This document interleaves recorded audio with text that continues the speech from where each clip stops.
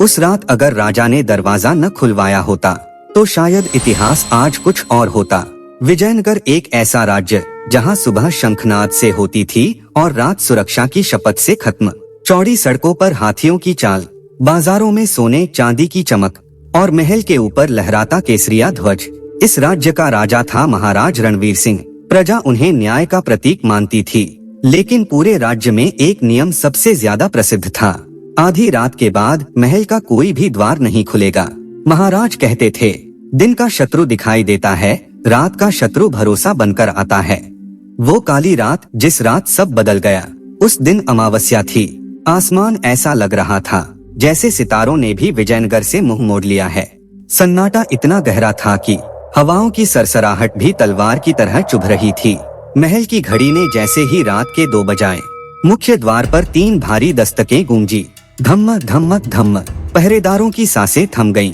बाहर से एक गहरी और फटी हुई आवाज आई, राजा से कहो एक ऐसा रहस्य लाया हूँ जो उनके राज्य को आग से बचा सकता है। अगर आज दरवाजा बंद रहा तो सूरज उगते ही विजयनगर जल जाएगा। खबर महाराज रणवीर सिंह तक पहुँची। कक्ष में मशालें कांप रही थीं। राजगुरु ने हाथ जोड़कर कहा, महाराज, रात में लिया गया निर्णय अक्सर दिन में पछतावा बनता है। नियम न तोड़ें। लेकिन सेनापति देवसिंह बोले, महाराज, अगर ये सच हुआ तो एक राजा की चुप्पी हजारों की मौत बन सकती है। सुरक्षा की कीमत कभी कभी नियमों से बड़ी होती है।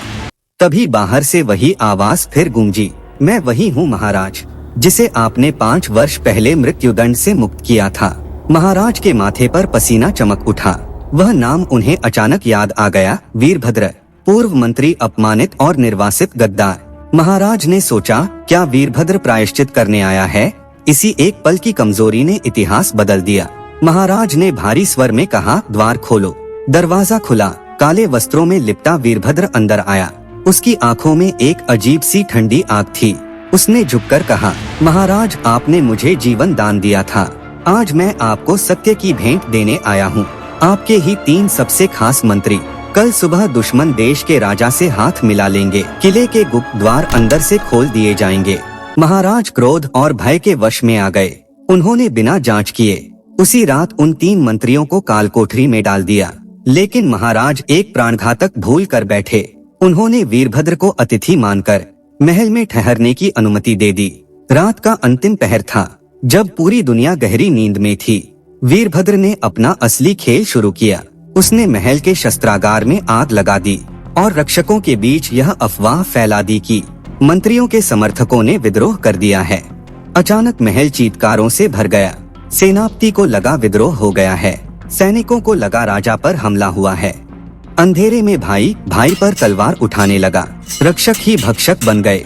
जब सूरज उगा, विजयनगर की सुनहरी गलियों से धुआं उठ रहा था।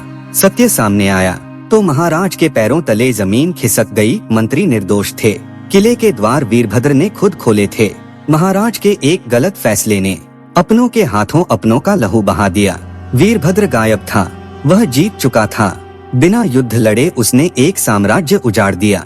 प्रतिज्ञा और कालगढ़ का मार्ग, जले हुए दरबार की राख को हाथ में लेकर महाराज रणवीर सिंह दहाड़े, जिसने मेरे विश्वास का गला घोंटा, उसे मैं पृथ्वी पर चैन से नहीं जीने दूंगा।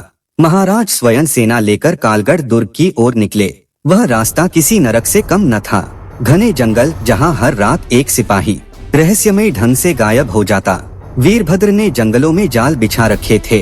5वीं रात कालगढ़ की ऊंची दीवार पर राजा और गद्दार आमने सामने थे। वीरभद्र जोर जोर से ठहाका लगाकर बोला, महाराज, आपने उस रात दरवाजा खोलकर मुझे अंदर नहीं बुलाया था, बल्कि अपनी मौत को न्योता दिया था। महाराज की आंखों में आंसू नहीं, अंगारे थे। बोले, आज वही दरवाजा बंद करने आया हूँ। हमेशा के लिए। भीषण युद्ध हुआ। बिजली कड़की, तलवारें टकराई और अंत में महाराज के एक प्रहार ने वीरभद्र को कालगढ़ की गहरी खाई में धकेल दिया। न्याय हुआ, पर जीत में भी हार छिपी थी। महाराज वापस लौटे, पर वह अब राजा नहीं रहे थे। उन्होंने सिंहासन की ओर देखा और उन्हें उन निर्दोष मंत्रियों और जलते हुए घरों की चीखें सुनाई दी। उन्होंने राजसी वस्त्र उतार दिए। जो राजा एक रात के भ्रम में हजारों घर जलते देख चुका हो, वह इस स्वर्ण सिंहासन के योग्य नहीं। महाराज वनवास पर चले गए।